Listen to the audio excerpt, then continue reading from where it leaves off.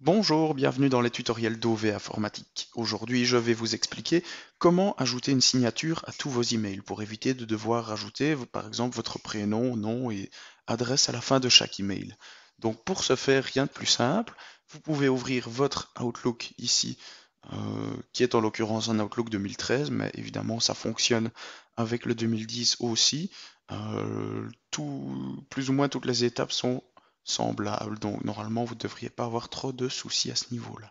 Donc pour ce faire, tout simplement, on a ouvert Outlook et on va se diriger vers un nouveau message électronique. Donc on a la fenêtre de rédaction d'un nouveau message. Moi, je vais l'agrandir pour avoir plus facile. Voilà.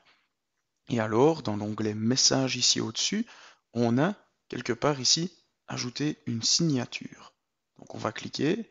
Et alors moi, j'ai une signature qui existe déjà, mais on va en créer une autre en cliquant sur Signature.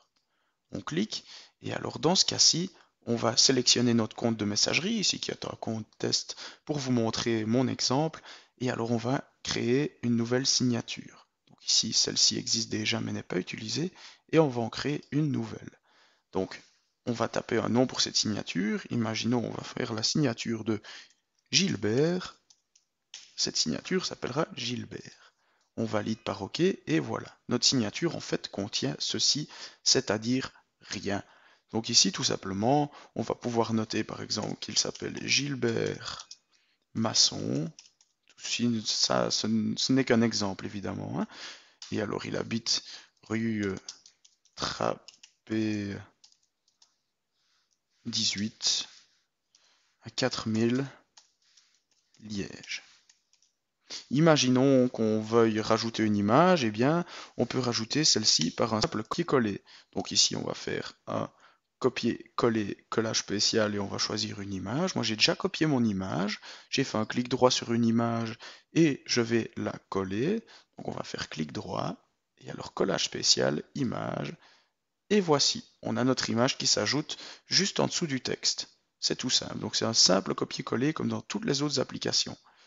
Alors, normalement, ici, vous pouvez vraiment ajouter ce que vous voulez. Si vous voulez séparer votre signature, par exemple, vous pouvez ajouter une ligne de tiret en appuyant sur la touche majuscule ainsi que le trait, vous aurez une ligne continue. Et alors, ainsi de suite. Vous faites un peu ce que vous voulez. Par ici, le bouton, on peut vraiment ajouter une image en allant la chercher sur l'ordinateur. On peut également changer la taille des polices, donc dire que l'écriture, je ne la veux pas en 11, mais en taille 16. On peut dire qu'on la veut en italique, enfin c'est un simple traitement de texte, hein. On fait vraiment ce qu'on veut. Et alors, on peut aussi rajouter une adresse email si on le désire. Euh, Par exemple, ici, en dessous ici. Et alors, on peut écrire par exemple gilbert.masson@gmail.com. Et comme ça, on verra aussi l'adresse email de contact de la personne.